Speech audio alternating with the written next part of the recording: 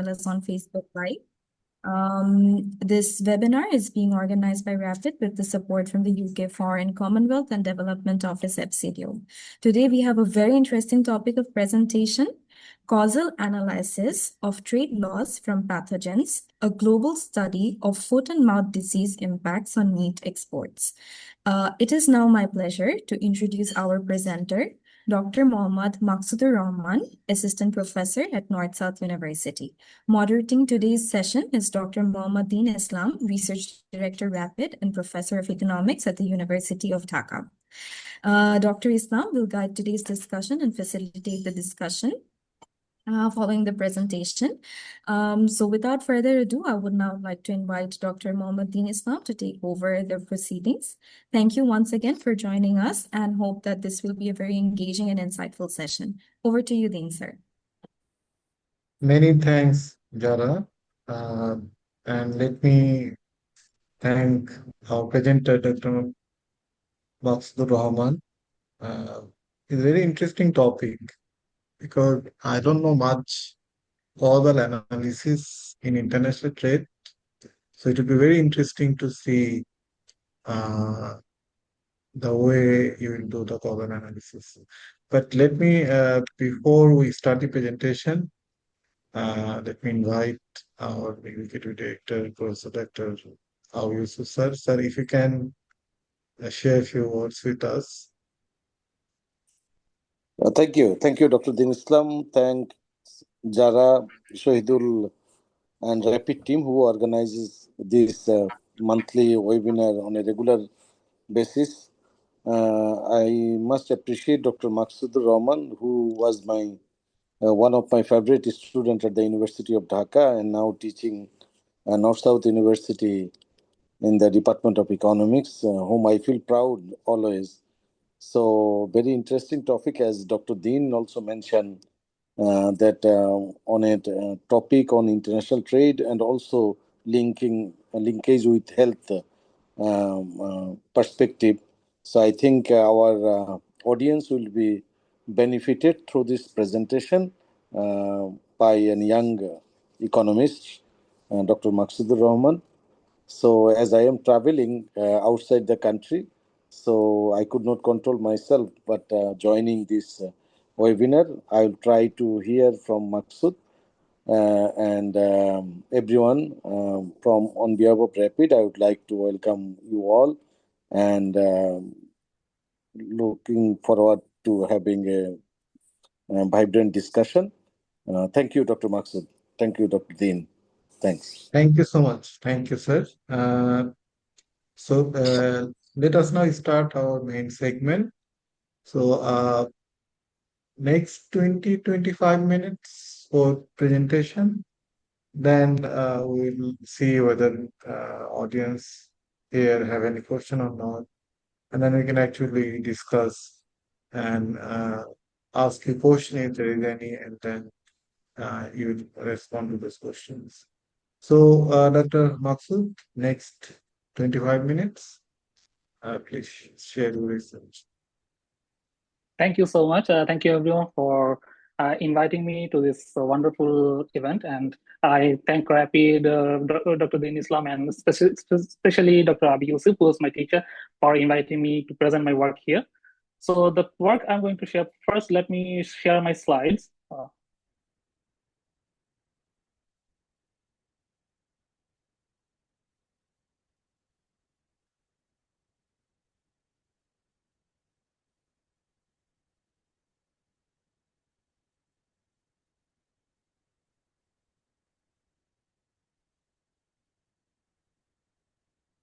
All right.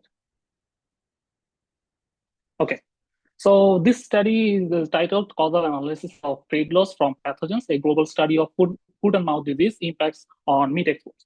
It was one of my PhD dissertation work, one of the chapters from my PhD dissertation. I closely worked with Dr. Thomas Elmarsh from Washington State University for this project.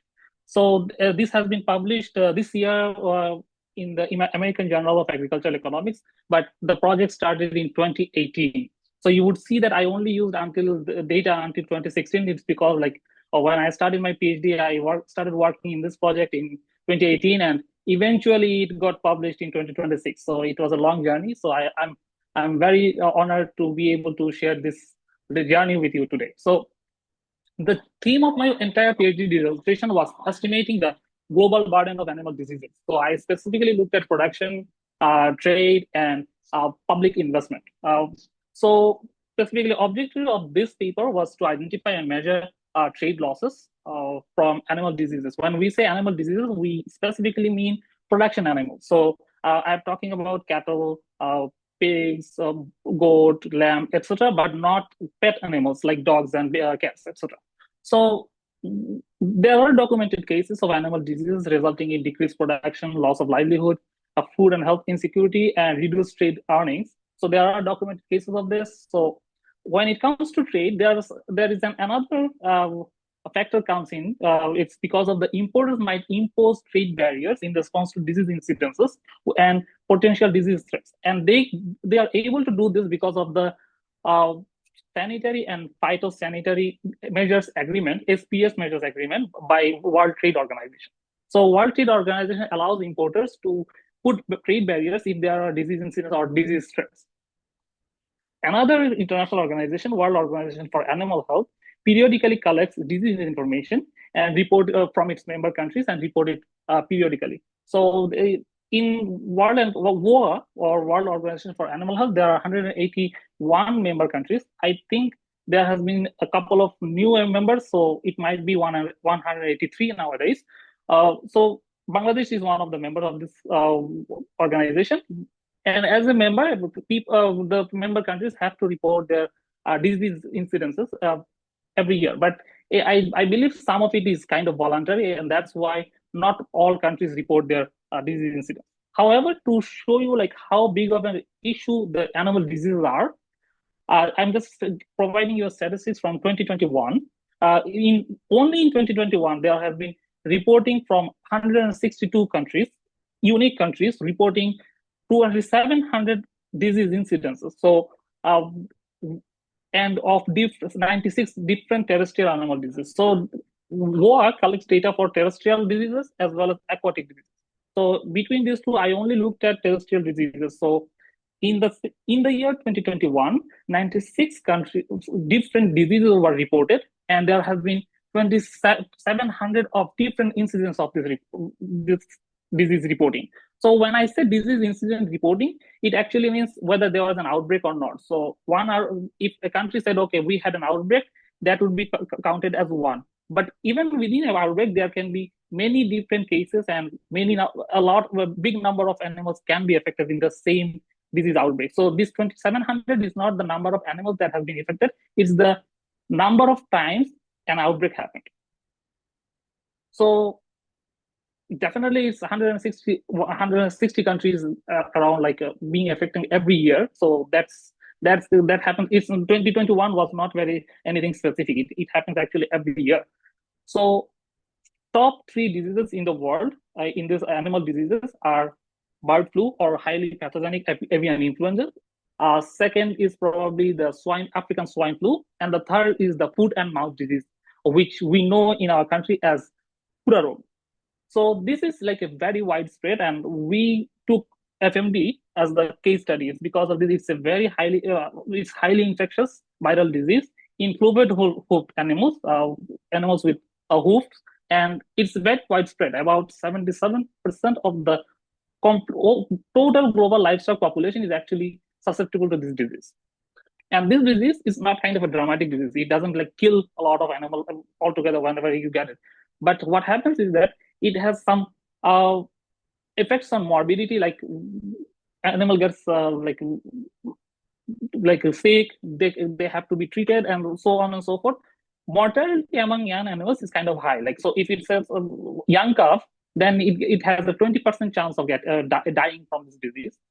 But the long-term effects mostly comes from the lower productivity. You lose in weight, so meat production gets affected. You lose a lot of dairy milk production. You lose the drought power. So in agriculture, where animal is used for agriculture, their productivity goes down. So those are the main common impacts of FMD. in any economy. When we look at the trade, we actually see like a very clear picture of like how disease might affect the export or trade relations. So disease incidence is negatively correlated with the meat export. That it can be said intuitively as well. But when we look at the raw correlation, these two maps are exactly showing that correlation. So on the left-hand side, I am showing you global FMD outbreak frequency for the years 1996 to 2016. So there are 21 years. So if a country is reporting FMD in every year, you will get a value of 21. And if that country will get a value of 21, and if they don't report any disease throughout these 21 years, they would get a value of 0. If you look at this, there are like clear distinction between different regions. For example, in North America, there were no diseases. In Australia, there were no diseases. But if you look at Asia and Africa, like they're heavily red. So you know that these diseases are like really endemic in these two continents. In Europe, even if you can't see it because the small picture is very small, there are like a few incidences in Europe as well. And in South America, there have been moderate number of incidences as well. And if you look at the other picture where like we show the annual meat export in terms of 1,000 tons of volume per country, we see that from completely like a mirror image of the disease incidence. So wherever there was like high diseases, there was almost no or like very little export. But the regions which didn't have any kind of the disease outbreak had like a really high export, meat export. So this image actually shows like how critical the issue is. So given that, we asked the question like how much export does a country lose due to animal disease incidences, and specifically we looked at the foot and mouth disease. So from that question, we formulated a hypothesis that affected countries experience immediate and lingering export. So export losses due to animal disease. So here is one important bit. We are not only saying that the disease reduces export in the disease year, but it might also affect the following years when there is probably not any disease, but export might still be affected due to one outbreak. So following that first question, we also asked like, do the affected countries regain the export losses after recovery? Like if they had an outbreak and they recovered from it, do they get the trade back? So from there, like we made another hypothesis saying that there is an asymmetry in the post-infection and post-recovery effects across countries. What we mean by that is, if you think of a disease outbreak happening, you would expect that the export would probably go down. And if it has a lingering effect, the export should go down for a few years after that. But if you reverse the image, so somebody got recovered from a disease, so they should get some trade back. And following that recovery, if they stay recovered, they should get their exports back after that. So, but we are saying probably that's not what happens in the trade relation. Probably there is an asymmetry of when you are losing trade, you are losing it very fast, but when you have to regain it, you don't regain it as fast as like you would expect. So that is given these two research questions, we looked at the literature, like who studies it, like which papers study the trade relations and disease incidences.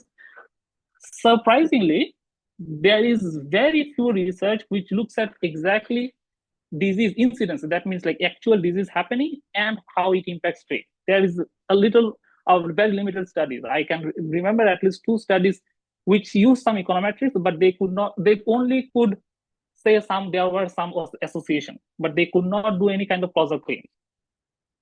But there are other research which looks at disease adjacent topics. For example, one of the biggest study in international trade is studying the impacts of sanctions and impacts of sanitary and phytosanitary restrictions on trade. So SPS measure is one of the compliance issues, and sanctions are kind of like the punishment for not following the compliance. So compliance, SPS, all those are like kind of lumped together. If you lump them together in one topic, then there are like a lot of trade papers that estimated this effect.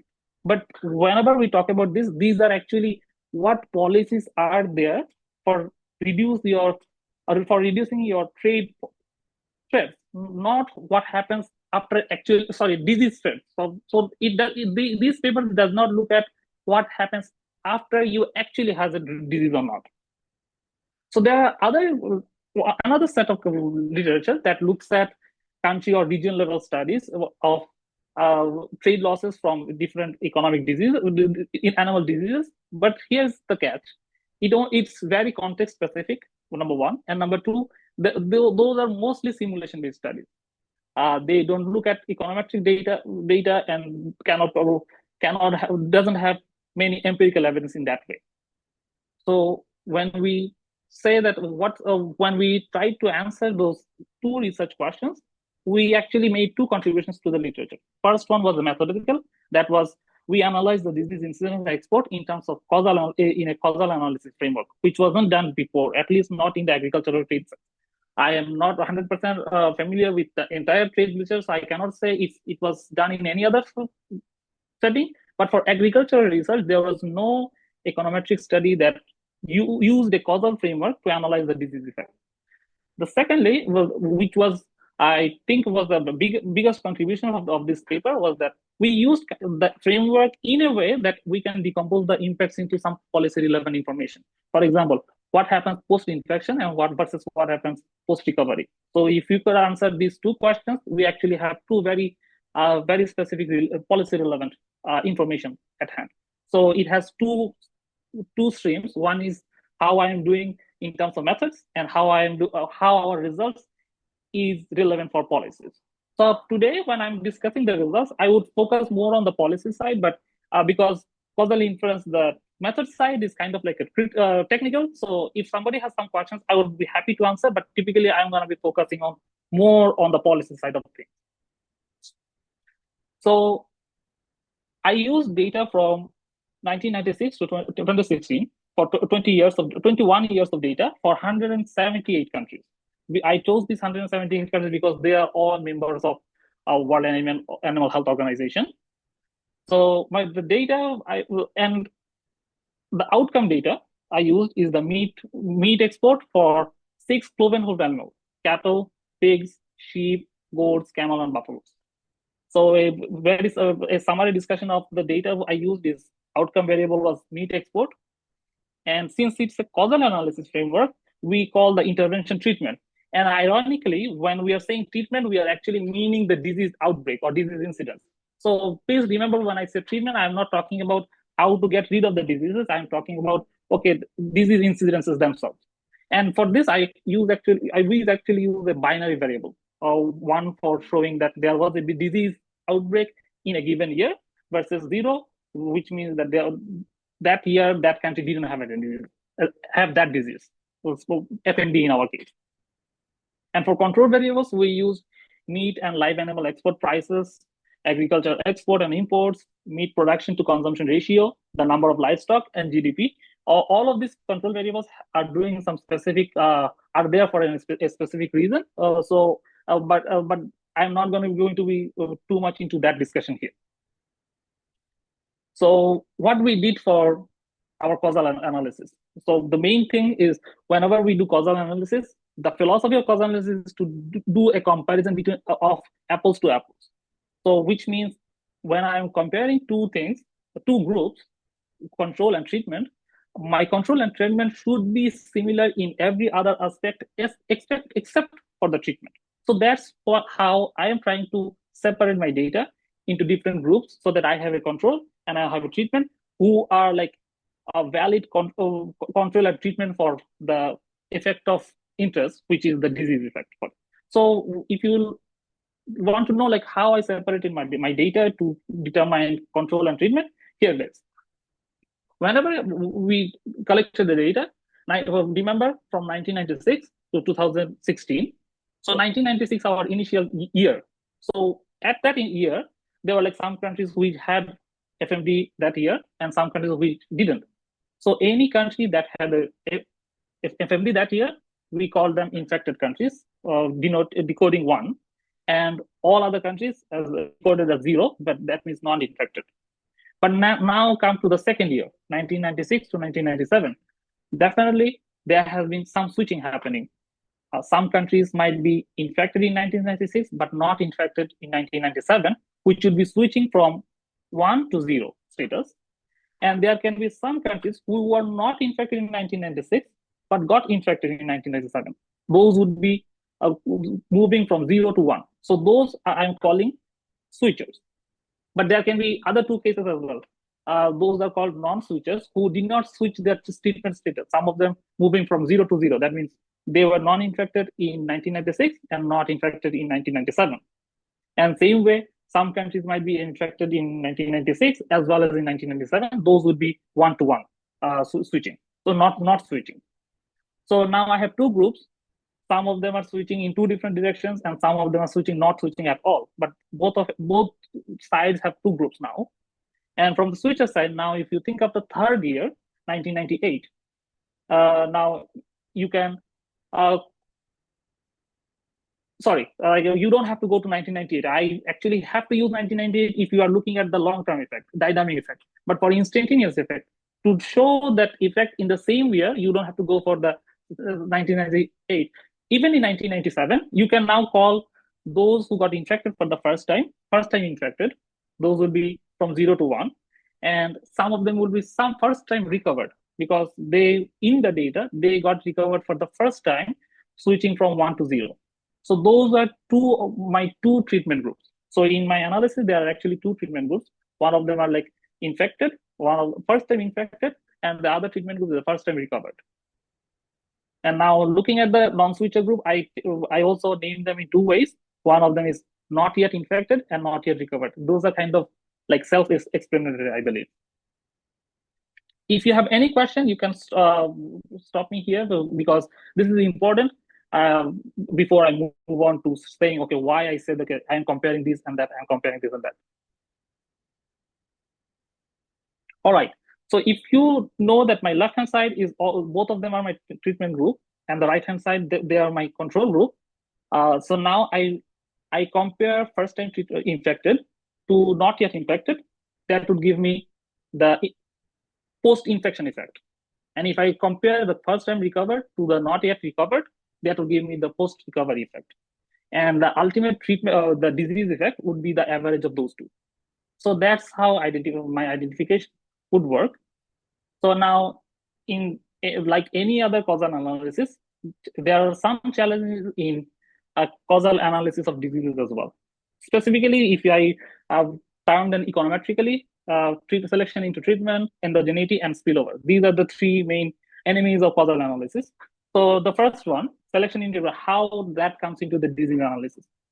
For our framework, we are assuming that disease outbreaks are random because it's a biological process. The disease are carried by the animals, but virus inoculation is a random event.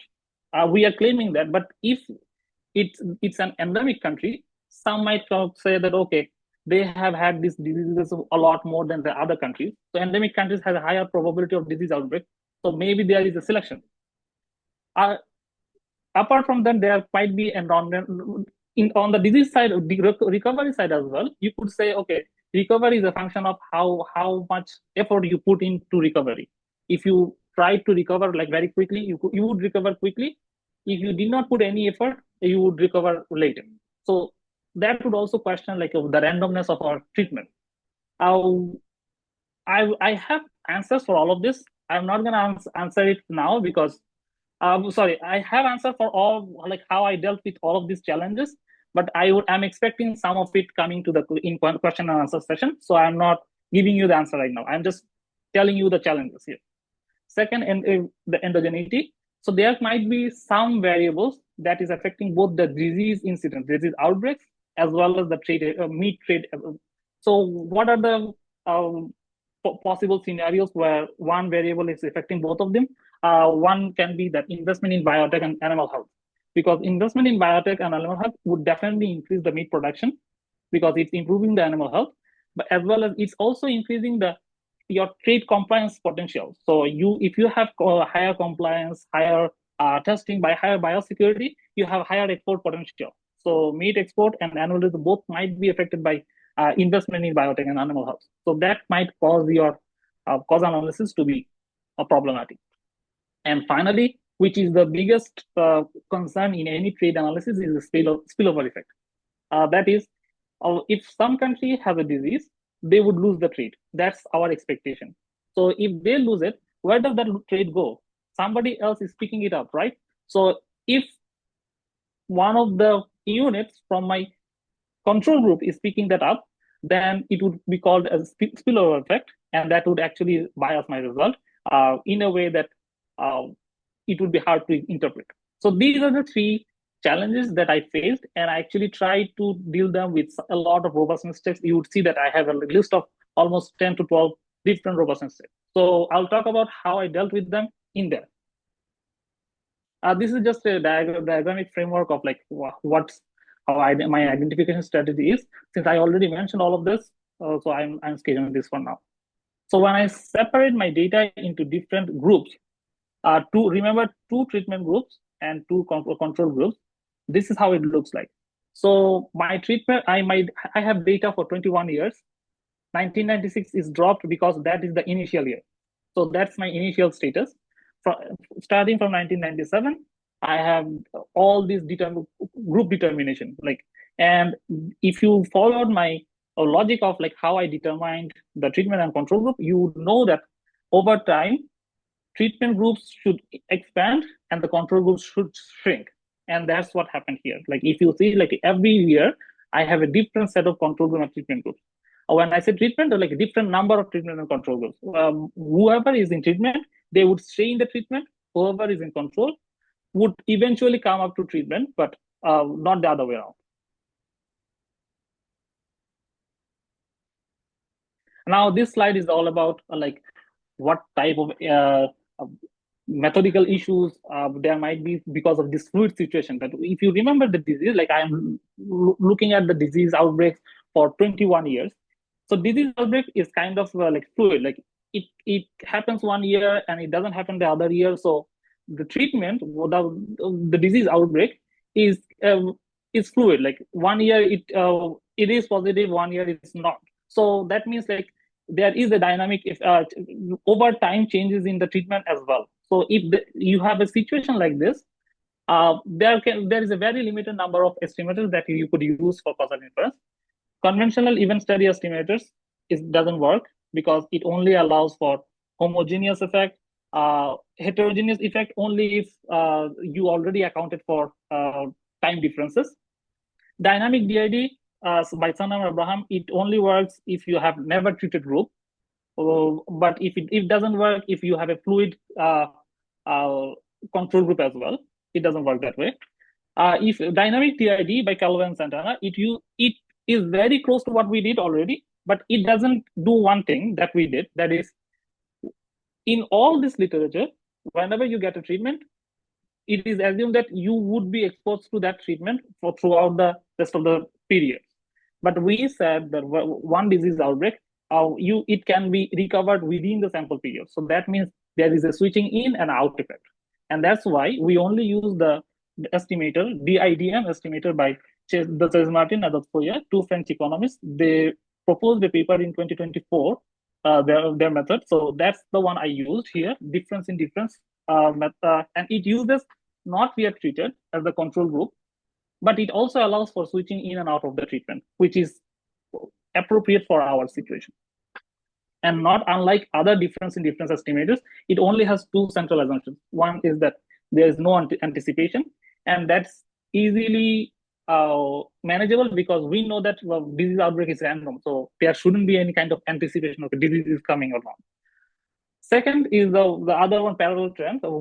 They call it common trends, but it's the same as parallel trends. So the potential outcome of the treatment and control follows a common trend in the pre-treatment periods. So here's the descriptive statistics of the data I used. I'm only going to focus on the two variables. One is the treatment, and then the other is one is the treatment, which is outbreak, and the other is the outcome, which is meat export in my data. So meat export volume, if you look at it, average meat export per country is 135,000 or 36,000 tons per year. This is the average. But if you look at the minimum and the maximum, it wildly varies. So I think when I'm reporting the minimum and maximum, it's I dropped it. They are reported in thousands. That's why it looks like this.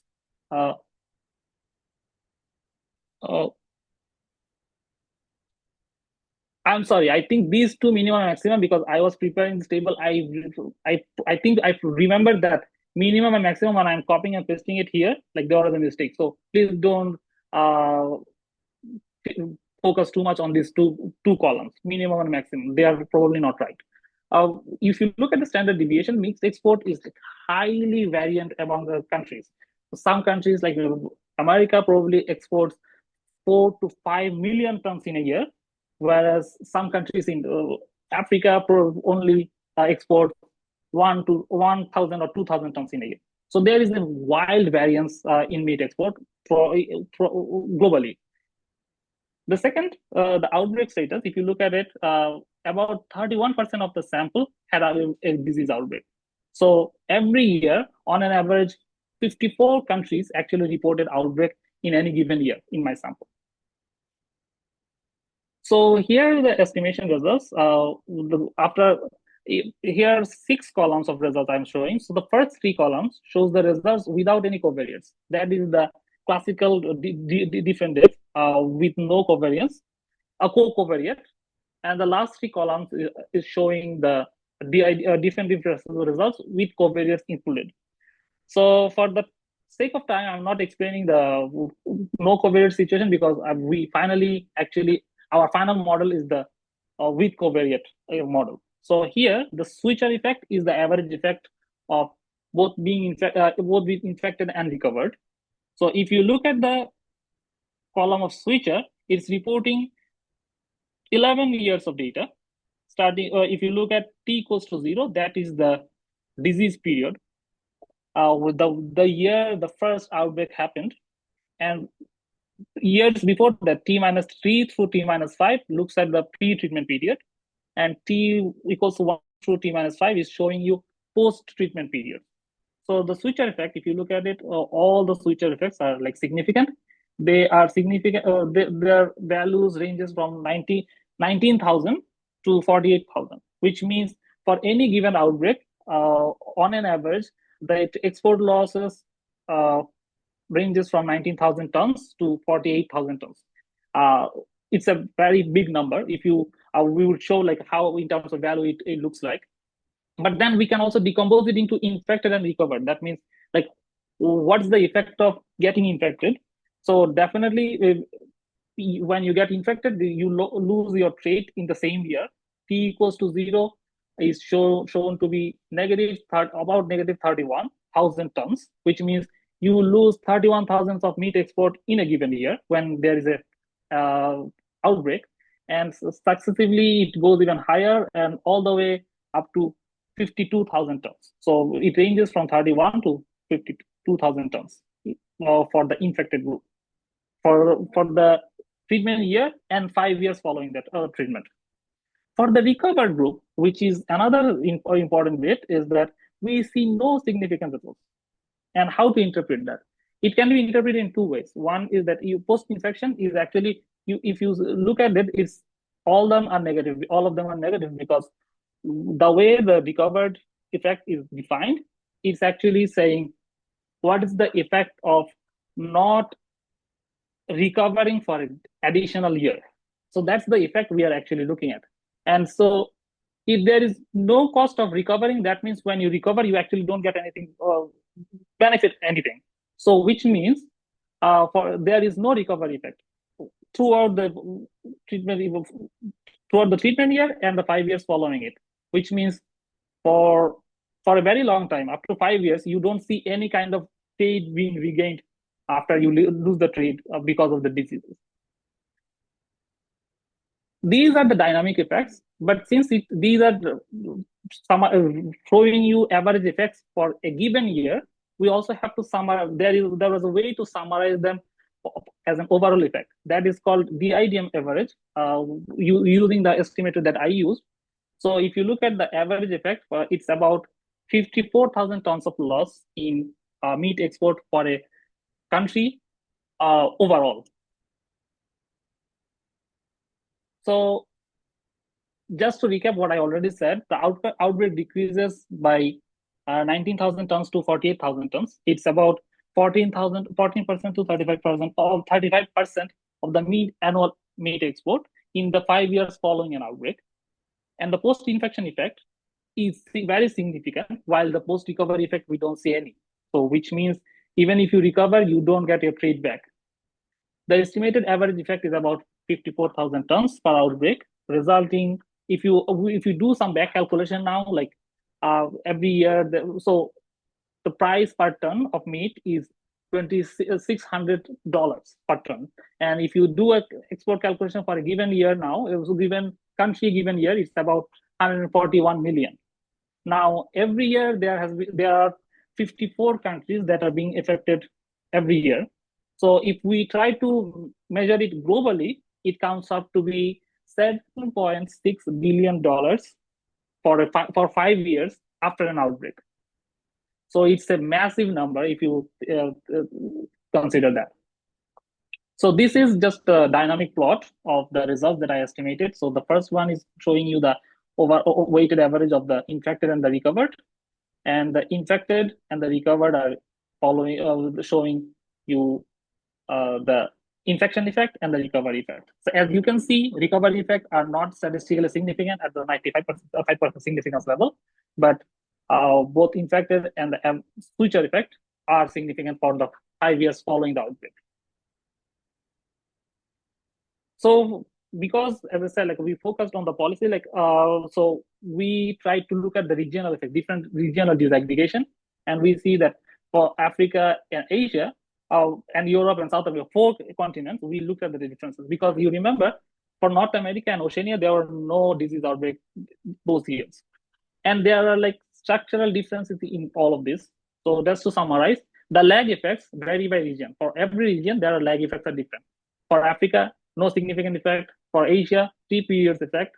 For Europe, it was 2 periods. For South America, it was only 1 period, but in the second period, not in the outbreak year itself. So we looked at see that lag effects are different. We also looked at the average effect. Those are different as well for different countries.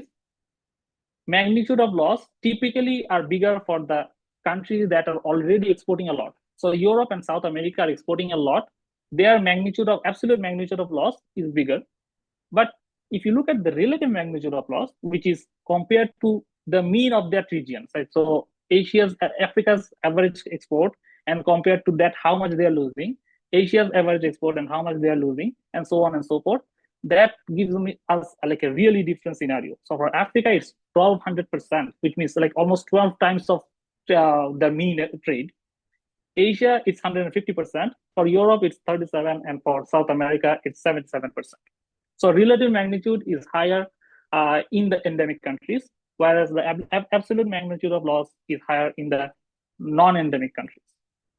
So as I mentioned, I have done a lot of robustness checks, and all of those are related to how I deal with causal inference challenges. Conclusion, to conclude, let me go back to this regional decomposition again. Why we see this kind of differences across regions. We tried to understand that. We didn't have any quantitative analysis, but we know some information available for Europe and South America about the variation between Europe, South America versus Asia and Africa. First of all, the top 2, Africa and Asia, are endemic regions. The disease is very prevalent in those regions. Compared to them, Europe and South America are less prevalent. They are not endemic countries. That's one structural difference. Second is that Europe has high coordination in disease recovery. South America has high coordination in disease recovery and how to deal with these diseases. But compared to those two, Africa and Asia doesn't have that much of coordination, at least visible coordination. And that's why we see these results differences. So we finally concluded that trade costs are really bad. If you lose the trade, it's really difficult to get it back. That's why the trade costs of animal disease are very asymmetric. And regional variation in disease effects reveal that a higher coordination and cooperation can help you, benefit you long term, by disease prevention and control being the significant driver of trade, at least in the agricultural sector. So that's all from now, for now from me. I would be happy to discuss the details of the paper a lot more during the question answer. Thank you so much. Thank you so much, Dr. Maksud. Very interesting paper. I'm actually interested. You identified several identification challenges. Mhm. So if you can quickly discuss how you addressed or tackled those identification challenges, Sure. like So selection into yes. treatment, So immunity. let's go back to this again. So first of all, selection into treatment, as I mentioned, two of the possible scenarios that disease might be high. There might be higher probability of diseases in the disease outbreak endemic regions. So what we did is that, if you remember, that we used a binary treatment variable. So it's only showing one for if there was any outbreak at all, but zero, no outbreak. So, but in general, how the endemicity affects your probability is that how much intense the effect of disease outbreak would be. For example, so we are only looking at the extensive margin, like how many countries got affected. We are not looking at what was the scale of the outbreak. So, for example, if one country had only one cow getting infected, that would be an infected country for me. But for an endemic country, it's probably not going to be only one country, one animal. It's going to be probably 1,000 of animals. But that would be a difference in intensity. So we are not looking at the intensity itself. We are only looking at the extensive margin. So that's one way to reducing this issue of selection. The second is, like, we actually, like, to show that the disease outbreaks are really random. We also looked at the FMD-free countries. Like, also, I forgot to mention that WOA, the World Organization for Animal Health, has a certification system. If you apply for an FMD-free certification, they give you one of the four categories: FMD complete, FMD-free without vaccination, complete FMD-free with vaccination, or partial FMD-free without vaccination versus partial FMD-free with vaccination. There are four certifications. So even for the FMD countries who followed all the rules and procedures defined by the WOA and maintains this standard, so they have a higher biosecurity measures. They don't have that disease in their country already. So if any disease are happening there, this is definitely from an outside source. We are sure of that, because FMD countries already, free countries have a extensive uh, evaluation and certification. So even even in those countries we see FMD outbreaks, which means that this is kind of an exogenous shock. So that's what our defense is against disease outbreaks being random. Oh, on the other hand, and whenever you do disease prevention efforts, for example, okay, if you invested in biosecurity, you invested in animal health, those are kind of, most of the time, is time invariant. They stay same over the years. If you took a policy, okay, we would check this at the border, that would remain effective for number of years. So those would be time invariant. If we are using a DID method, difference in difference, those time invariant factors actually do not affect our result. So that's another difference. For the disease recovery side, what we did is, like, we actually analyzed the recovery time frame only for the FMD-free countries. So FMD-free countries, we know that they are already heavily investing in disease prevention and disease control. So they have a higher stake because they are also exporting a lot. So we looked at the recovery time frame for these countries, and we see that it highly varies between 2 days to 222 days. So it's a highly variant a time frame. So which means that even if we claim that disease recovery probably is a function of how much you are investing, but even after that, you cannot predict when you get recovered from the disease. So that's the selection side. For the endogenous side, we actually try to account for the investment by using the proxy of GDP, because higher GDP would mean higher investment in production, biotech, that would uh, reduce some of the endogeneity. But we also have this data set for a subset of countries where we had public investment for different sectors, for example, defense, health, education. So we believe that defense, health, and education are relevant to this endogeneity problem. So we, in a robustness checks, we included those three factors and saw the same result. But since that is only a smaller sample, we did not use it in our final result. And finally, spillover effect, which was the most difficult one. And I have to be honest here, there is no direct check for spillover effect. You cannot, when you are doing a treatment and control analysis, spillover literally says that your control is getting some of the effect. And so there is no two things. One is that when we are doing the study design, if you remember this study design, we are actually comparing two groups against two different groups. So remember, the infected group are the ones that usually gets a disease outbreak, and we are comparing them against those countries who do not usually get an outbreak. So treatment and control. Now, there was another study by Chen et al. Who were saying, okay, which countries trade with which, at least in terms of meat export, is very specific. Some FMD affected countries actually trade with some affected countries, not with completely disease-free countries. So that's why when we are comparing all infected with the non-infected, we are essentially looking at two very diverse groups in terms of trading partners. So our design kind of actually takes care of that a little bit. And second, we tried to design to select indicators that would show that if there were like some spillovers, these indicators would show that. So what are these two indicators? These two indicators are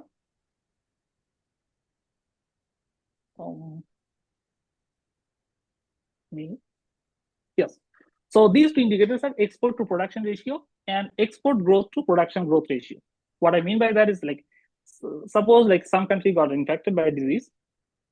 Since I mentioned that it's not a dramatic disease that dramatically kills a lot of animals, so it's not gonna be affecting your production that given year.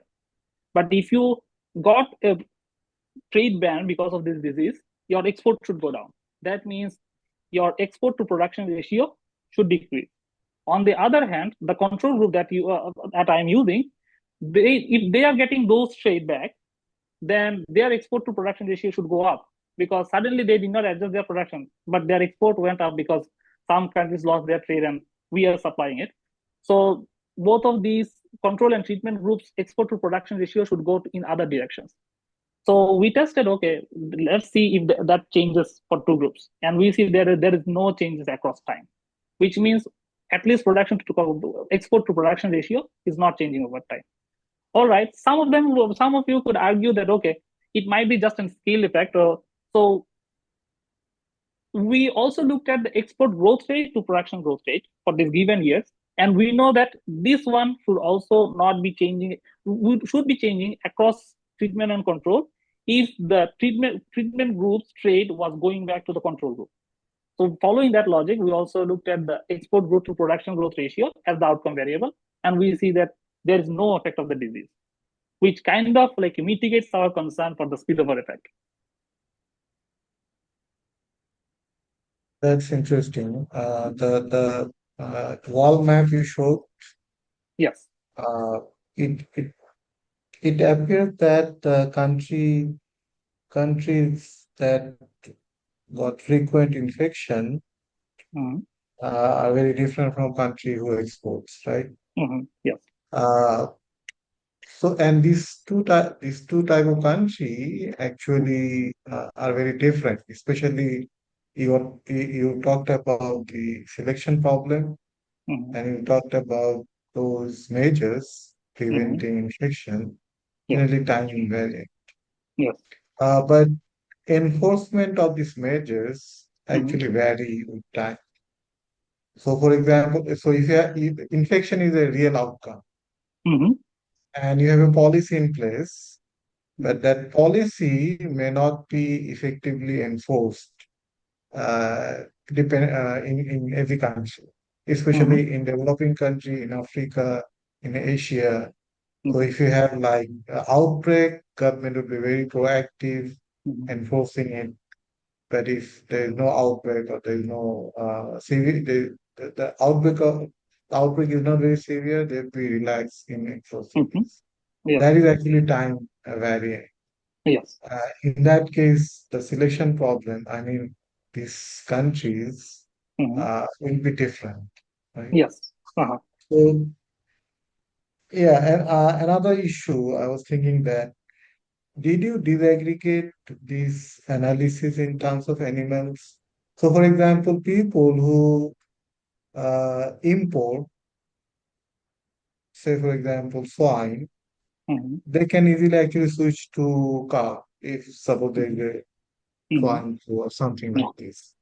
But So interesting. countries, So those two, both of them are like very interesting questions. And do you have any more? Sorry, I interjected you. no, So do please you go have any ahead. more questions? Okay. Go So ahead. both of these are actually in my robustness check. So I actually did not show you the robustness check. So first of all, the selection test, including measures as covariate. So here you are right in saying that some of the prevention measures, prevention policies might not be as being implemented before when there is no disease, but it might be highly intensively implemented when there is a disease. So if you are only talking about intensity, we probably have no way of showing it. But if the WOA have a indicator of like how many types of different um, prevention measures or control measures are in place for a country in a given year. That kind of data is reported for some years, not for all years. So it that, again, this is a smaller sample. So they have a list of 21 different control measures that a country can take for FMD prevention or FMD control. So I have that list for those specific years. I use that U as a covariate in one of the robustness checks. So I used like a number of measures a country is taking in a given year. So that is time variant. So when I use this data, our results did not change. One thing changed, that is like when I showed the overall result, it was significant up to 5 periods. But when I used the smaller sample, it was significant probably up to 3 periods. That changed. But the thing is, like overall, it was a very crude measure. As I said, like the measure is how many types of different prevention measures a country is taking. But intensity is definitely not there. So if you ask me, okay, if the intensity might be different, I cannot actually answer that. And that's actually an unobservable because there is no data for it. And Yes, yeah. the second one, you said if I did the analysis by animals, there are two answers for it. First of all, let me show you. I actually did the species decomposition by different animals, so that is available here. So I actually did beef, pork, sheep, and goat, which are the four major groups in my six cloven hoof animals. And even there, like most of my, even in the 100% of global trade, almost 90% is covered by beef and pork export. So there, like I see that beef effect on beef is kind of like shorter, like it only affects 2 periods. But for pork, it's very significant. It affects almost 5 years. So that's one thing that I already decomposed it and got similar results, at least for the biggest two parts. So 90% of my data actually supports my claim in a different degree. Both beef and pork are different degrees. The second answer is that uh, whenever these trade policies are triggered, that we are not those trade bans, typically those trade bans are not for specific products. So only because like swine was affected in an outbreak, it doesn't mean that the only pork export would be banned. It actually happens in an umbrella trade ban. So beef, sheep, goat, and any kind of probably cloven hoof animal would be banned. So to give you the example, actually, like the question you asked, my reviewers asked me the same question. That's why I have very specific answer for this. Because last year, January, 2025 January, there was an incidence in after many years, Germany saw a disease outbreak.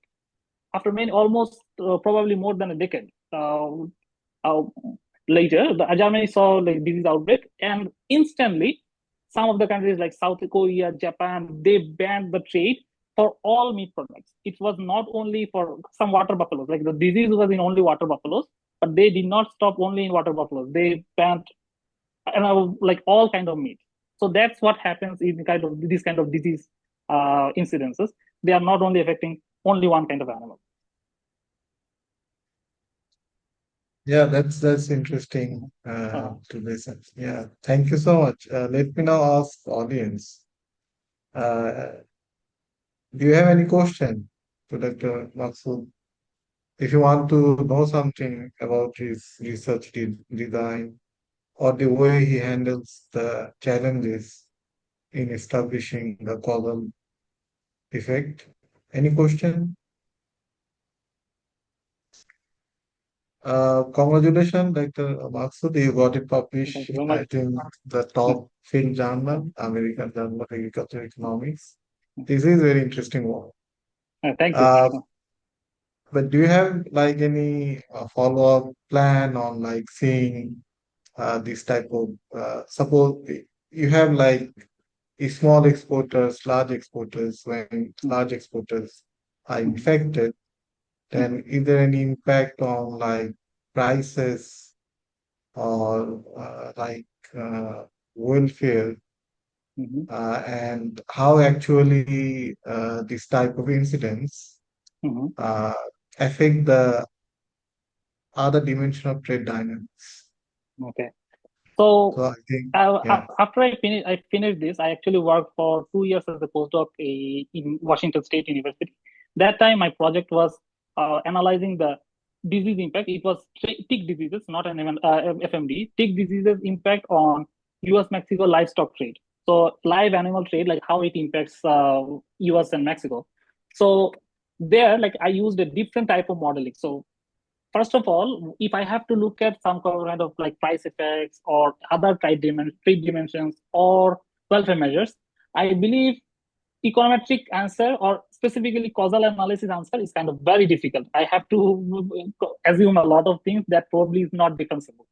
So I used another kind of model, which is partial equilibrium modeling. So I used equilibrium displacement model to do welfare analysis and price effect and quantity effect. So price incidences, tariff incidences, all of this I can show you. I have been doing another work related, but that uses more simulation or mathematical modeling type of research more than econometric research. So first of all, like when I'm planning to extend this kind of research, I'm actually thinking of another important disease, which is avian influenza bird flu, which we know as bird flu. So that is actually available. That happens in our country as well. So in my initial result shows that for bird flu, the same dynamic doesn't work.